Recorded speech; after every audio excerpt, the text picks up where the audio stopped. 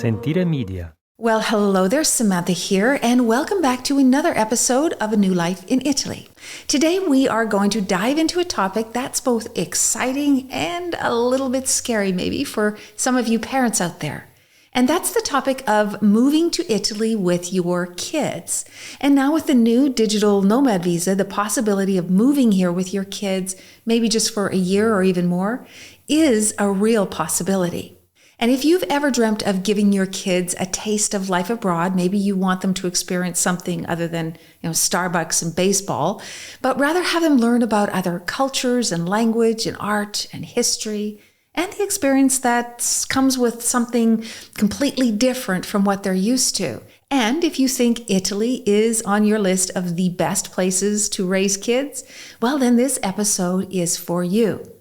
Now, I know that I talk a lot about the intricacies of moving to Italy, the details that you need to pay attention to, like planning and moving and packing and all of those things. But when kids are part of the equation, it does become something entirely different. It is a whole new ballgame. Because it isn't just about how you're going to move here. It's not just about your visas or your citizenship. There's schools to think about, new friends to make, and of course, a whole new language to learn. And speaking of languages, today I am joined by an amazing guest. She is from theculturedkid.com. And this is a website that specializes in teaching foreign languages to kids, but to kids that have parents who are not fluent in that language. And Shannon Kelly, who is the founder of this incredible program, is here to give us some practical tips and some fun ways on how you can help your kids thrive, linguistically that is, in their new Italian home. So whether you are in the planning stage or just curious about what such a move with kids could cost and look like, stick around. Because we're about to explore why I think Italy is the best place to raise kids and how a move with your kids can be a life-changing experience for everyone. I'm Samantha Wilson, Chief Dreammaker at smartmoveitaly.com, and this is A New Life in Italy, a show where each week I take you behind the scenes of what it's really like to move to Italy, introduce you to some fascinating people, answer your questions, and show you how starting a new life in Bel Paese is possible for you. Well, welcome back, and let's start talking about really what it's like to move to Italy with kids. Now, when we started coming to Italy, my kids were still fairly young. But because we came often, Italy pretty much felt normal for them when we decided to move full time. Actually, my oldest son, who is now a father himself, is also raising his kids in Italy. So although I am a nonna, which is a grandmother, oh my goodness, this topic is still very, very close to my heart. Now, aside from my grandkids moving to Italy, we also help a lot of families move and settle in. So I'm really familiar with the worries that come with such a big move, because moving with kids isn't just about packing up toys and finding a right fit. It really is about ensuring that the entire family is prepared, both emotionally and practically, for this new life and this new culture. So let's dive into the most critical things and crucial aspects that you need to consider. First of all, let's talk about the location. Now, not all Italian towns are created equal. You probably know that already, but when we're putting kids into the mix, we have to think a little bit deeper. When it comes to family-friendly amenities and services, if you have kids, you know that this is super important. And it's very different here in more ways than you might be thinking. So your kids may be coming from a place that has a lot of space, great big houses maybe, or big backyards and giant parks with wide sidewalks and big wide cars. And, even if your kids are raised in a city, urban life in Italy is a lot different than city life in North America. And I talk often about the inconvenience of life in Italy. That little thing that you have to get over is the inconvenience of living here. Well, if you have kids, this is exaggerated. And by this, I mean that there are usually no clothes dryers, for example. So laundry, kids make a lot of dirty clothes, is going to be a bigger job and take a lot longer. A lot of buildings do not have elevators, so lugging up, heavy strollers and diaper bags and groceries is a chore for sure. And you're going to be walking or bicycling for most places. Often people don't even bring a car or buy a car when they get here. So that movement with your family is a completely different experience. And of course, restaurants are smaller. For example, there's no kids menus. There's no space to spread out in a booth. You're all kind of jammed in together. It's all one big clump. So space is a big challenge for most families to get used to. All of these differences can be kind of funny at the beginning. Like when you're on an adventure, you have lots of these funny stories. But after this novelty of it all wears off, you will be either really happy on where you are or super frustrated by your choice of where to live. So at the beginning, try to think beyond the romance of Italy. So past those wooden beamed ceilings and top floor apartments with amazing views. I need you to think more practically if you've got kids. So what's easiest for your family to maneuver? I want you to think about that. So what is the least inconvenient shift that you're going to have to adapt to? Now, there's a reason Italian families look for more modern homes with amenities. The older, ancient, romantic ones, although very beautiful, are super hard to live in, especially with kids. They get really cold as well in the wintertime. So all of these things, when you're looking at your house, whether you're renting or you're buying, these things will make a difference for you. And consider your kids' age, not just when you move, but as they grow. Time goes very fast here, and moving is not a simple task. People do not move every year or a couple of years here. You should plan to settle in for several years in one place, at least at the beginning.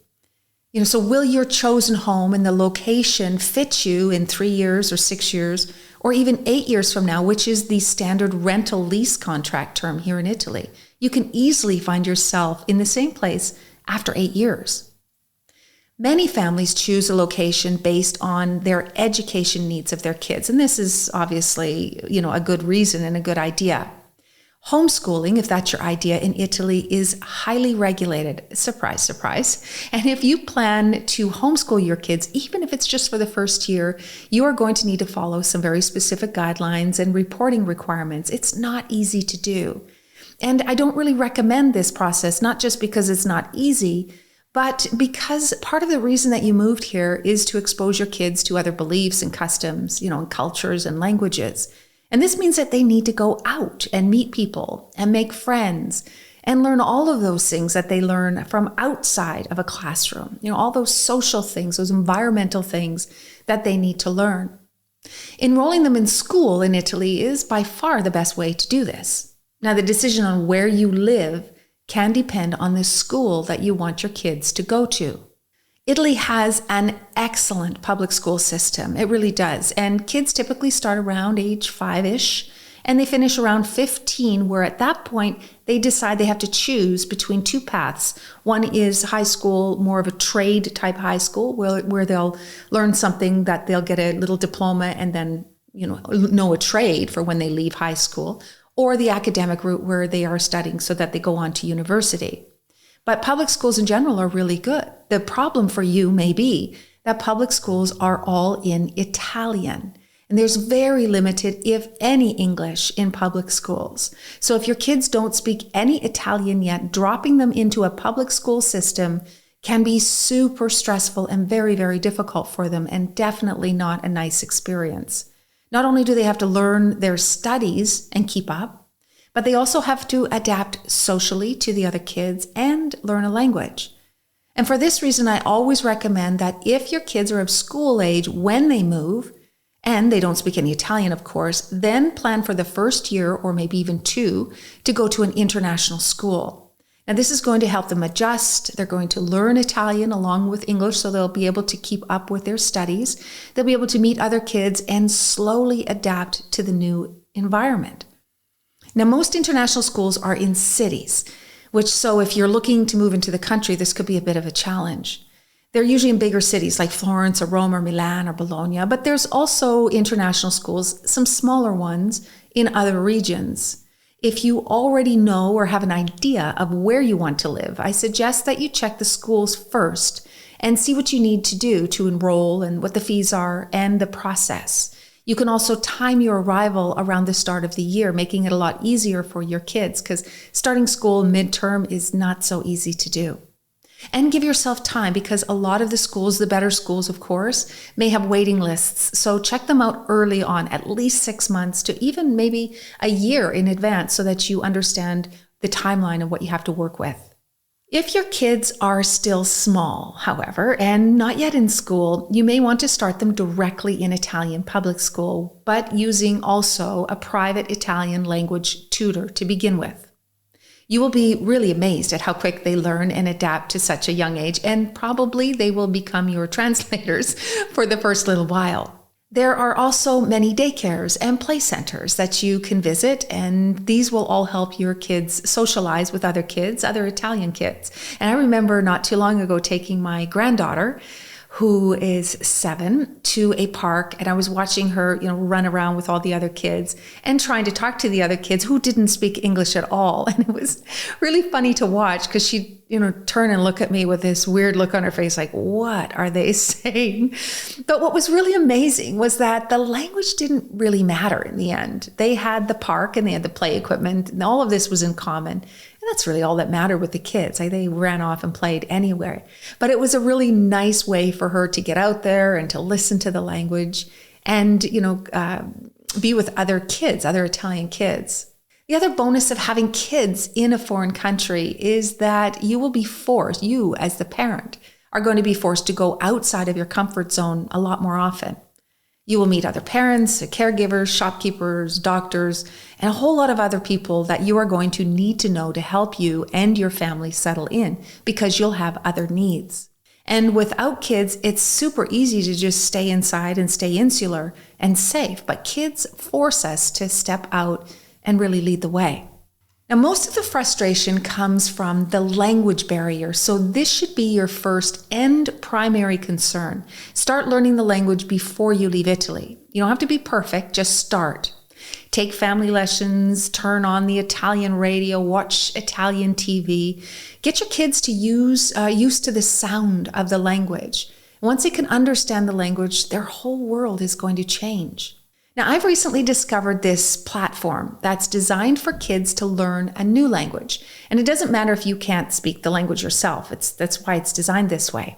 It's called The Cultured Kid, and it was founded by Shannon Kelly, who is an Australian mom, and she wanted to teach her daughter French, but she didn't speak it herself. So one thing led to another, and she's, whip smart. So she figured out this secret way to teach kids online language, different languages, and founded Cultured Kids. And of course, they also teach Italian. And Shannon is here with me today to talk about that very subject.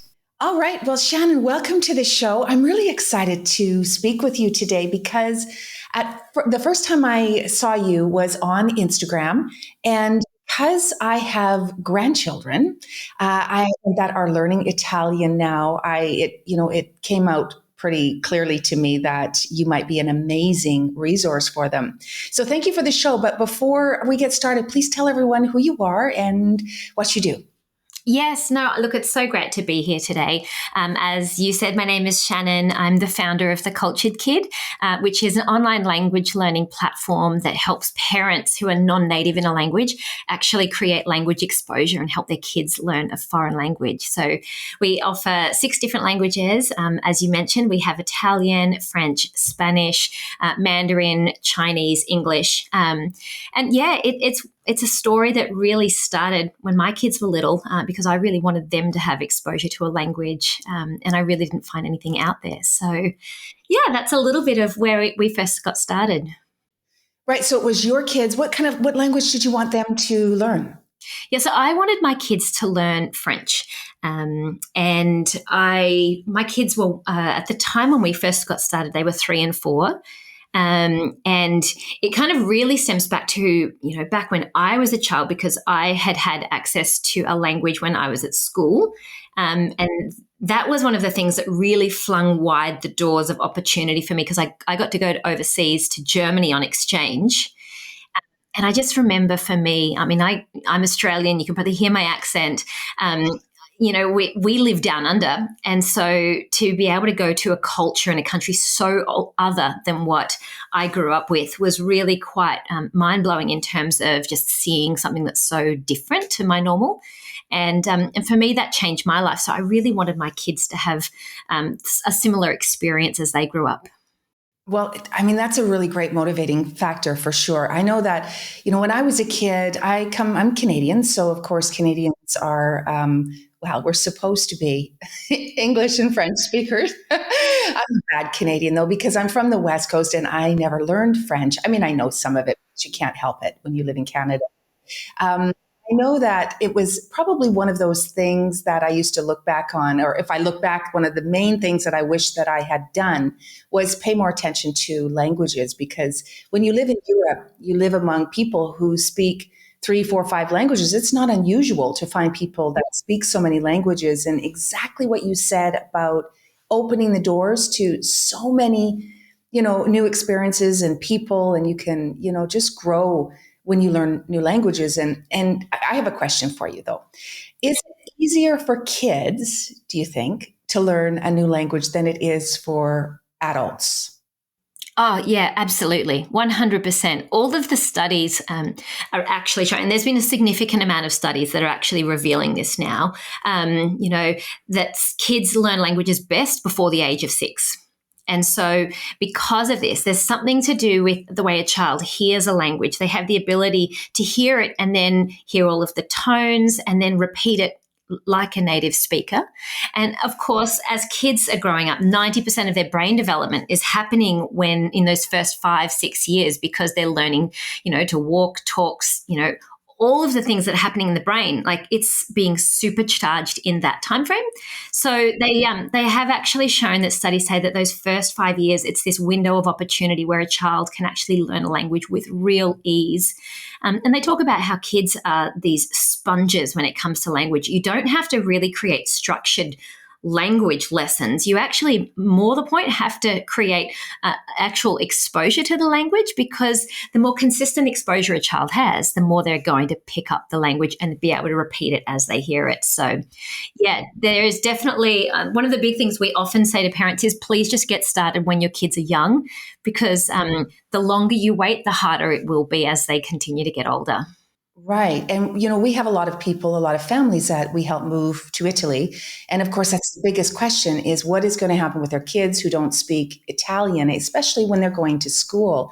And what this is what we recommend in those situations is that if the child is older, maybe 10, 9, 8, 9, 10, even older, coming here, usually 1 year in international bilingual school is always easier at the beginning, because kids, when they transition into school, not only do they have to keep up with their lessons, just the stress of school, and then the stress of social life, to be in there and you don't understand a word is really, I'm sure, quite stressful and devastating to a lot of kids. So starting, if anybody out there is listening and the plan is you have little ones and the plan is to move to Italy in the future, really starting early, it sounds like, is the best idea. Yeah, and look, I think like we talk about the beauty of languages. It's not just about being able to, have your child be able to speak in a language or communicate. Yes, that is an incredible benefit if your child becomes bilingual and they can understand and they can communicate. But what it actually does, particularly if you are looking at the idea of moving to Italy, is it actually just starts to increase their reference of where they are, where they're positioned in the world, and really what could be for their own lives. And so I would say, regardless, if you've even got the thought that possibly, maybe you're not definitely moving to Italy, but maybe there's this dream or desire that one day it might be a part of your life in one way or another. My encouragement to any parent with kids is to actually just start now, because you don't realize by taking that first step what door that will unlock in terms of curiosity, in terms of understanding more about the culture. And really, when I talk about expanding kids' worlds, it's so much more than just being able to comprehend a conversation in a different language. Right, because you're communicating. And, one thing that you brought up as well is even if the plan changes and, Italy isn't your home in the future, if your children learn another language, even Italian, it can open doors, not just for travel, like you said, but even work in the future. Having an extra language, especially living in a country maybe that doesn't have a lot of, polyglots there, you will stand out. You will be able to, have an edge on the next person for a job in many cases. Yeah, exactly right. And I think even studies are showing that now people who do have another language, so if you are multilingual, you actually have the ability to earn anywhere between 10 to 15% more than anybody who has just, a single language under their belt. And the conversation we keep having more and more as the research comes out is the fact that we are living in a globalized world where we're so connected. You may not live in that country, but our corporations and people, you're going to come across people, even if you don't live in Italy, you're going to come across people who do have that connection, maybe have the language or the culture. What it's actually showing is that the opportunities, if you have studied that language, it's going to open more doors for you in terms of job opportunities. You're going to have a greater increase in pay. And what we're also finding now, and this actually will be very interesting for parents, is even when it comes to things like getting into your dream college for your kids, even the Ivy Leagues now, they're actually wanting kids to have anywhere between 2 to 4 years minimum, even to be considering applications at that level. So in terms of, I think it's in terms of really being able to raise, like they understand that being able to raise a whole child, it's not just a child that can, do really well in their academics, but they're looking for somebody who is really well-rounded in terms of the way they view the world, cultural understanding, for example. They are looking for kids who are really that whole educated child when it comes to what success looks like in the future as they go on from their college years. So that's a great motivating factor. It's this, if it's easier for them at the beginning, they're just doing it, they learn it, and it benefits them without them even knowing in the future. But one of the things I really like about your language school, besides the fact that it's online, so you can take it no matter where you are in the world. What I love about it is that it's really designed for parents who are not fluent in the language the kids are learning. Because I think that's the big barrier for parents. It's, how am I going to teach my kid to speak Italian when I don't understand a word they're saying? And you understand it, right? Because if you're not fluent in a language, the whole idea of, I can't do this as a mum, life is busy as parents. There's a lot of things to try and get through. And if you have this giant looming fear hanging over your head that tells you, if I do this, or if I even attempt to do this, I'm probably going to get it wrong. I'm probably going to make it harder for my child. How is it even possible to teach something that I don't personally know? The reason I understand all of that was because that was me when I first got started. And it was actually how the Cultured Kid actually came to pass. It was the reality that as a parent, I knew that languages were so important for kids. They were so important. I really wanted my kids to have that exposure, but I couldn't find anything out there. And I knew that the only way my kids were going to have access to the language was if I created the exposure.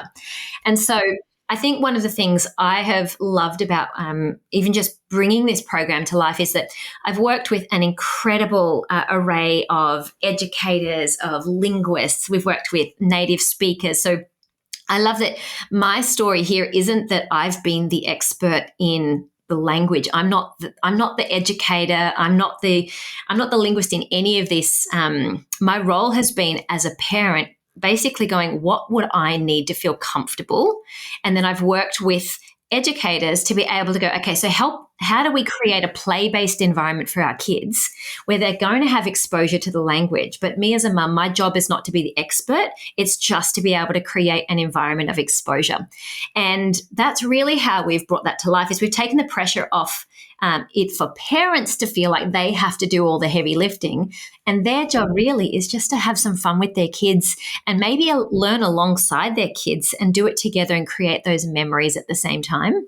Right. I was going to mention that if parents are, obviously it's going to be an activity that you would do with your kids, especially if they're little. So, it's a benefit of both ways. So it sounds to me that your curriculum, you use games and music, typical things for kids. Is that how it's done? Explain to me how, if I was to sign my granddaughter up, for example, I have two. One is 3 and one is 7. So it's kind of right in, I think, your key age, isn't it? Maybe the 7. Yeah, exactly. Yeah. Yeah, so our program really works is really best focused on the 2 to 8 year old age bracket. And we really wanted to make sure that we were focusing on those earlier years, as I said, because it is actually the best time to teach a language. But also, I really wanted families to be able to do it with their kids at home. So essentially, the way we've structured our lesson is it's designed to be really flexible around a parent's schedule. So it's designed to either work in one of two ways. You can either pull out some of the lessons. So all of the resources that we have inside, they're really designed to be outworked in either like a 5 minutes a day kind of grab a resource and plug and play, or you can structure it in, say, for example, like a homeschool lesson and you do one 30-minute lesson a week.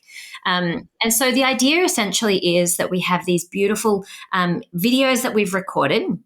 And there's no one just standing there teaching in our videos. They're short 5-minute immersive videos. So you actually are introduced to the vocabulary, and we videoed it. So the idea is that kids see what the words are. So for example, if we've got an animals video that we're introducing, the kids can actually see the animals. They hear the native Italian words, and the children are able to slowly but surely work out what is going on through the immersive videos. So we actually don't have any translation in the videos.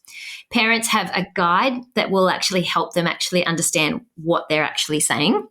But we really want to be able to immerse kids because they're actually clever enough to work out what's going on and what things mean.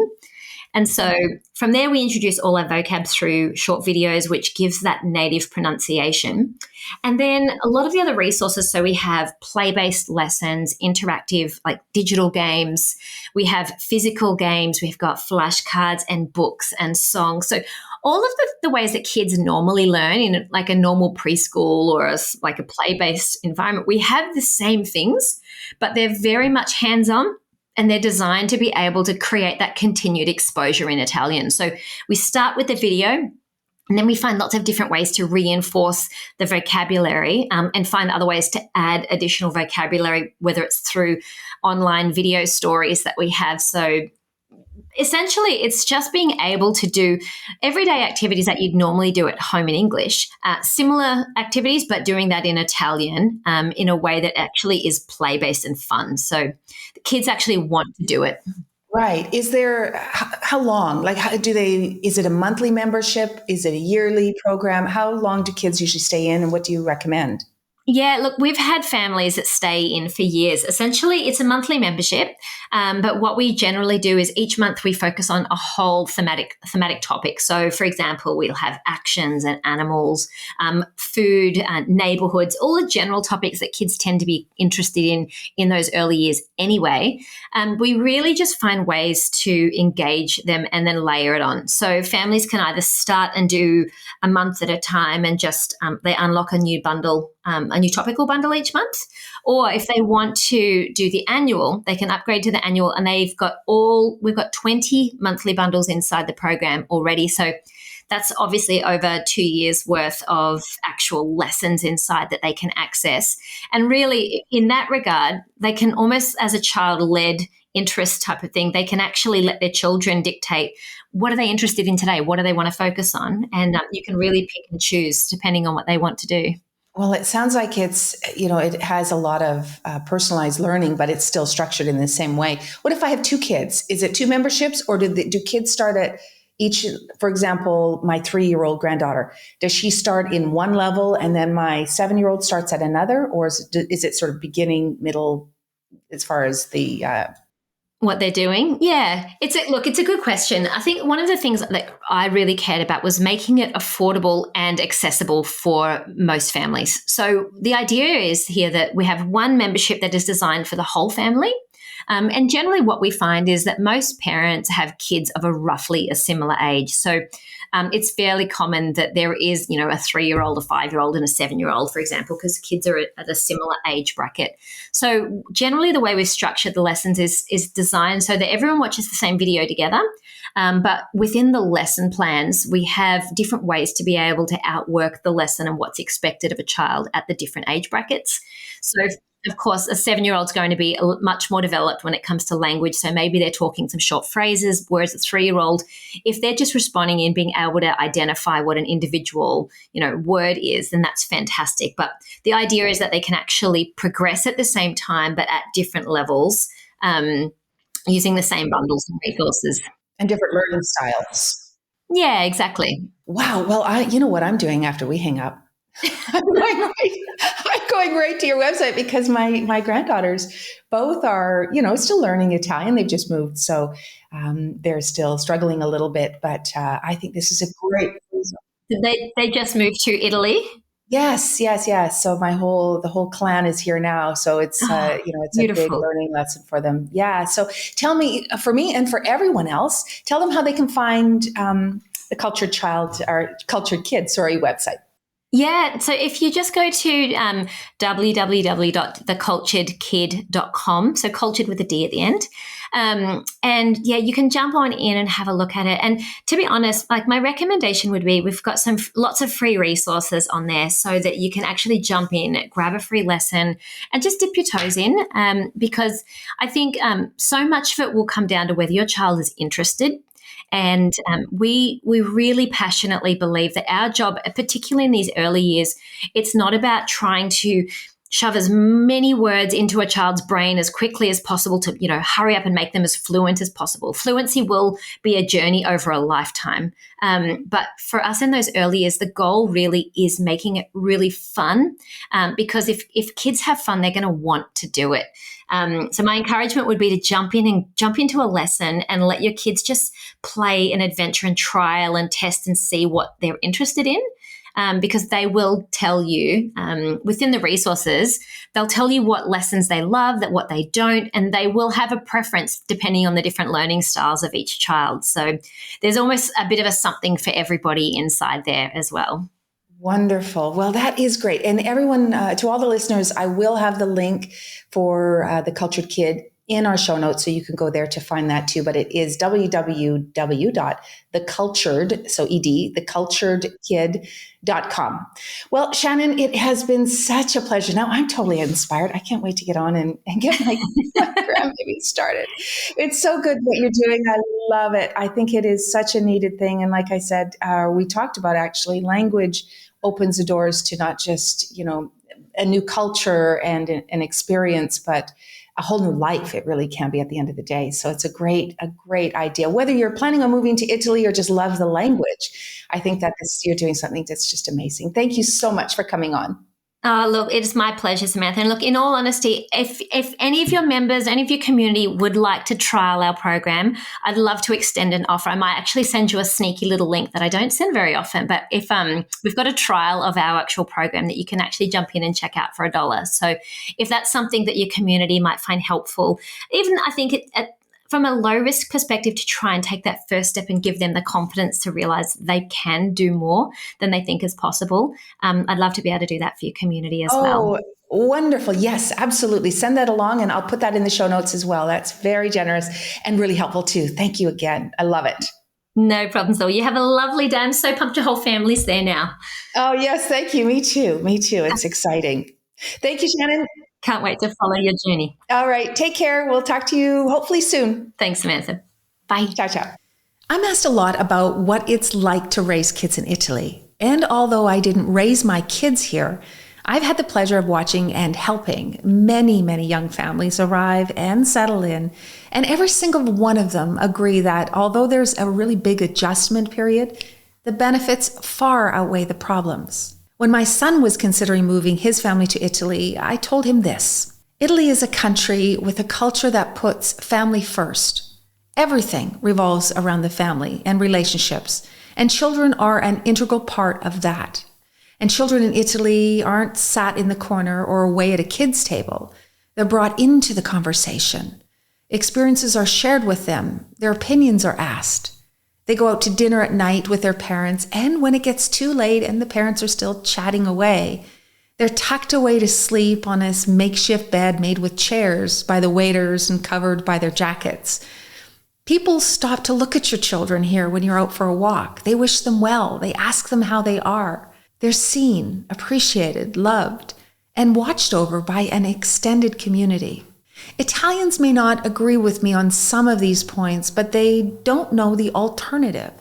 There is a very clear difference between raising children in Italy than raising them in North America. And if I had known then what I know now, I would have packed up my kids and moved here decades ago. So I can tell you this, if you have the opportunity to gift a year or more of a new life in Italy to your children, I urge you to do it. And I promise you will not regret it. Now, on that note, we have come to the end of another episode of A New Life in Italy. I'm your host, Samantha Wilson. And remember, every step you take is a step towards new memories with your family here in Italy. I'll see you again next week. Ciao for now.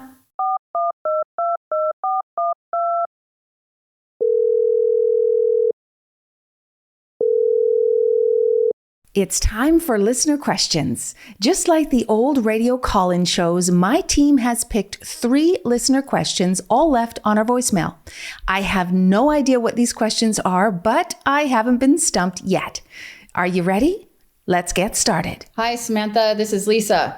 My question is, if there is such a thing as a travel doctor in Italy, where you can go to get vaccinations before you travel to foreign countries, like yellow fever or typhoid. Thanks so much. Well, hello, Lisa. Thanks for the question. And my goodness, are you traveling outside of beautiful Italy to somewhere else? My God.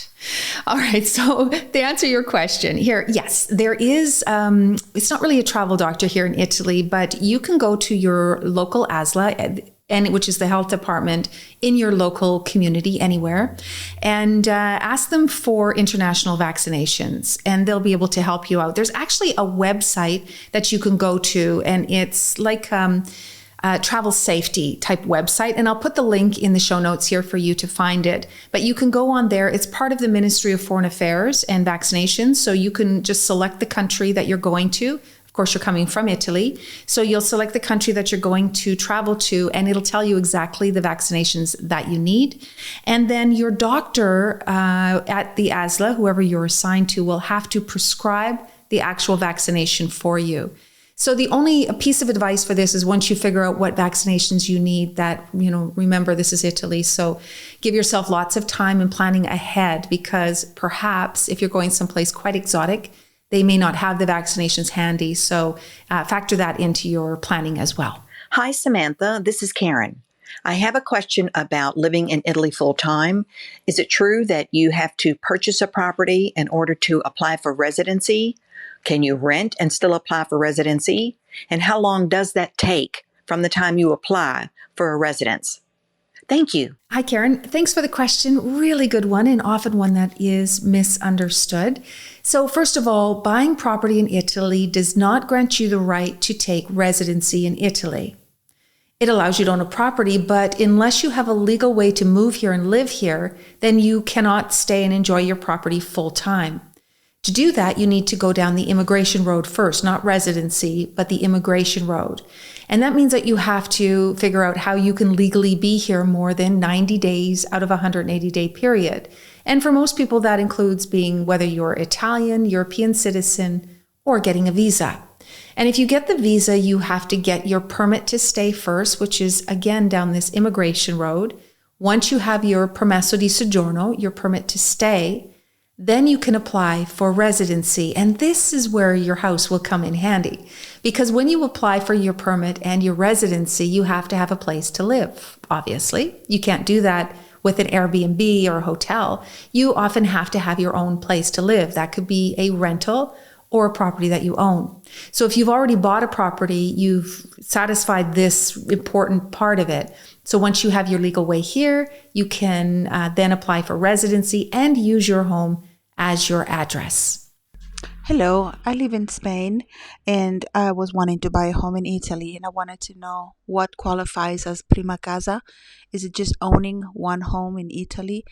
Can you have that as a prima casa, or do you have to live year round in that one home for it to be your prima casa? Because I was thinking of spending half of the year in Spain and the other half in Italy, and I wanted to know if that will be considered, if I buy a home there, that will be considered a prima casa. I am European, so I could spend however much I wanted to. But since I am still working in Spain, I needed to also be in Spain. Thank you. Thank you for the question, and congratulations on your, well, I guess soon to be, on a purchase in Italy. It's a great idea, great investment here in Italy. Your question about prima casa. What prima casa means is first home. And what that means is that it has to be your primary home of residency in order to get the benefits of prima casa. And prima casa means that the transfer tax in Italy that you pay when you buy the house, if you bought it as a second home, you will pay typically 9% of the cadastral value when you buy it as a second home. But if it's your first house, if it's your prima casa, then you'll only pay 2% of the cadastral value on your transfer tax. Prima casa also has other benefits, like you won't have to pay the IMU, which is the yearly property tax, ever, pretty much, as long as it's your prima casa. So there's some really good savings to having first home in Italy. And anyone can claim your prima casa if they move to Italy and make that home their residence, their primary residence in Italy. So that's the big trigger. Can you travel around to other countries? Sure you can. But you have to make sure that your prima casa is the home that you establish Italian residency in, and you must establish that residency within 18 months of buying the property, of electing prima casa, because when you buy it, when the deed is transferred, that's when you're paying the difference. That's when you're paying the tax money, and you'll be paying the 2%. If you've given 18 months notice, and after those 18 months you do not establish legal residency in Italy, because you're European, it's just a matter of registering. If you don't do that, after 18 months, you will be penalized. So you'll pay the difference between 2 and 9%, plus there's a 30% penalty. So make sure that you're 100% certain that you will establish legal taxable residency in the home before you elect prima casa. Well, that's all for this week's episode. Thank you for listening. If you have any questions about visas, citizenship, property, and, well, really anything about moving to Italy that you would like me to answer in an upcoming episode, please feel free to send us a voicemail at our website at smartmoveitaly.com/podcast, or just click on the links in the show notes. Thanks again for listening, and remember, you can find all of the resources and the links to the people and the places that I mentioned in this episode inside the show notes. Ciao for now.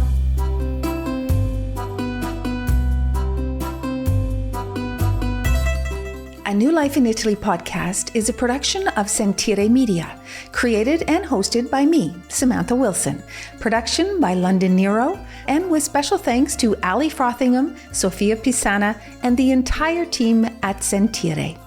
Follow A New Life in Italy wherever you get your podcasts. And hey, if you're thinking of moving to Italy, whether full-time, part-time, or for a lifetime, come and see me over at smartmoveitaly.com, and we'll help you get here and start living your best life. And don't forget, if you love this episode, please rate and leave a review. It's much appreciated. I can't wait to meet up with you again next week, same time, same place. Ciao for now.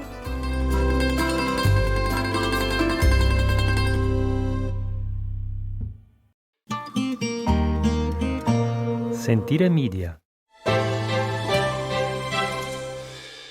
Hey, podcast producers and show hosts. Do you want to join a podcast network that celebrates all things Italian? At Sentire Media, we understand the allure of Italy and its unique culture. Our devoted team of hosts and producers are all driven by their shared passion for Italy. And we work tirelessly to create the best lifestyle podcasts and content that will whisk you away to the very heart of Italy. With us, you can savor the mouth-watering flavors, get lost in the stories from the past, break down the cultural barriers, and truly immerse yourself in the vibrant traditions of this intoxicating country. If you have a great podcast idea or are already in production and would like to join Sentire Media, head over to sentiremedia.com, that's SENTIRE media.com, and find out how to submit your show.